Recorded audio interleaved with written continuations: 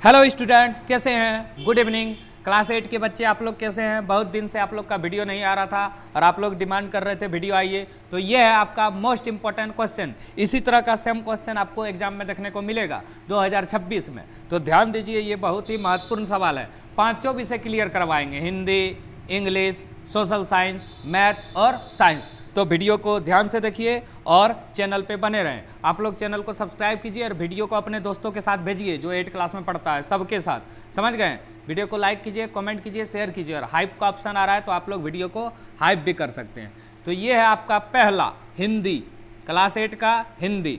निम्नलिखित गद्यांश, मतलब पहले आपका क्या आएगा? गद्यांश आएगा, उसको पढ़ के आपको आंसर देना है। चलिए एक बार पढ़ लेते हैं हम लोग। प्रकृति ने हमें बहुत कुछ दिया है। सूर्य हमें प्रकाश और गर्मी देता है। सूर्य के कारण ही वर्षा होती है, जिससे तरह तरह की वनस्पति पैदा होती है। सूर्य ही अन्न को पकाता है और फलों में रस भरता है। वृक्ष हमें फल देता है, हरियाली और छाया देता है तथा प्राणदायिनी ऑक्सीजन भी देता है। वृक्ष के फूल, फल और जड़ से तरह तरह की औषधि बनती है, मतलब दवाई। सागर और नदियाँ जल के अक्षय भंडार है, माने जो कभी खत्म नहीं होगा।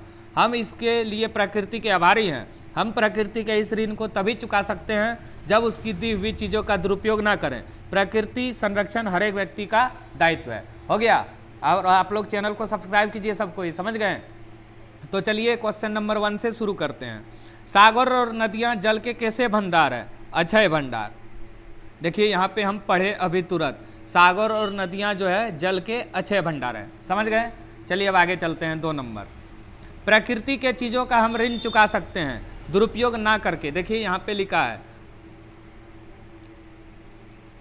दुरुपयोग ना करें। हो गया? तीसरा क्वेश्चन आपके स्क्रीन पे, आयुर्वेद औषधियों के स्रोत है। वृक्ष के फूल है, वृक्ष के फल है, जड़ है। तो इनमें से सभी, क्योंकि यहाँ पे देखिए दिया गया है आयुर्वेदिक, यहाँ पे दिया गया है वृक्ष के फल, फूल और जड़, तीनों है आयुर्वेदिक स्रोत।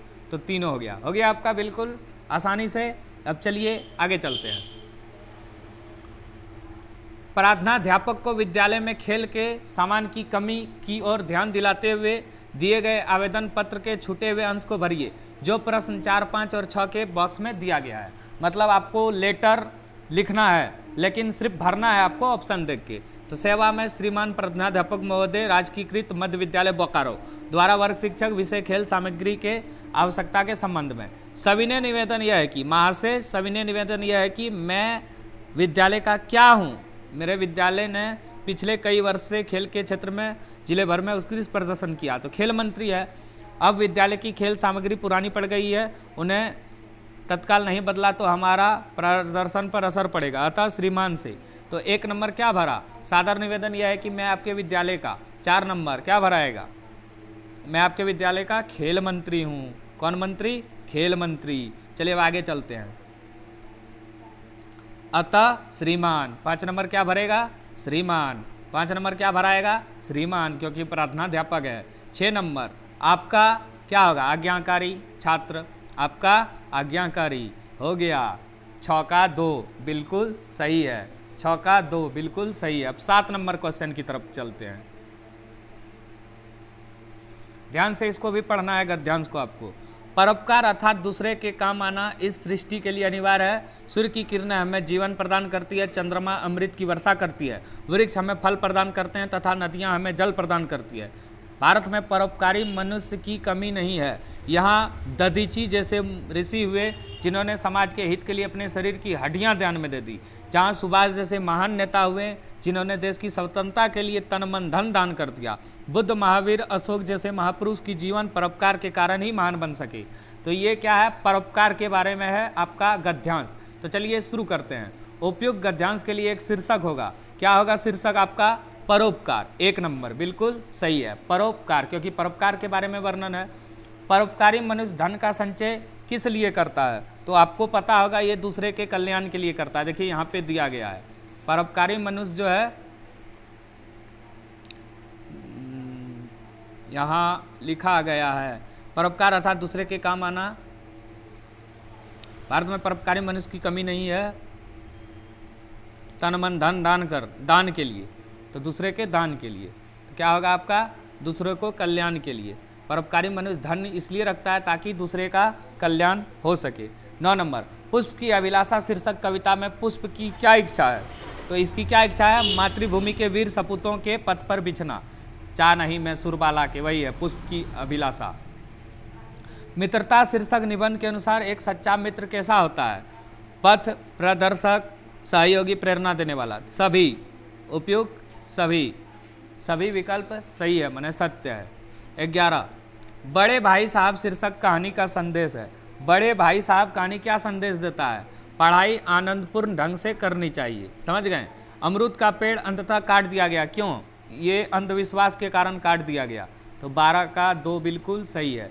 13 नंबर डायन क्या है? ये एक सामाजिक कलंक है, मतलब अंधविश्वास है एक प्रकार का, झूठी अफवाह है, नारी जाति का अपमान है, समाज पे कलंक। उपयुक्त सभी, वैसे भी उपयुक्त सभी वाला सही होता है। हरिवंश राय बच्चन की काव्य रचना कौन सी है? तो उसने कौन सी रचना की थी? पथ की पहचान। भरत के आग्रह पर श्री राम ने अपनी कौन सी वस्तु प्रदान की? तो चरण पादुका। राम लक्ष्मण भरत ये वाला है, ठीक है बिल्कुल। आंख में धूल झोंकना मुहावरे का अर्थ है धोखा देना, क्या होगा? धोखा देना। 16 का ये बिल्कुल सही है। फूल का कौन सा पर्यायवाची है? कुसुम, सुमन, प्रसून, सभी होगा, इनमें से सभी।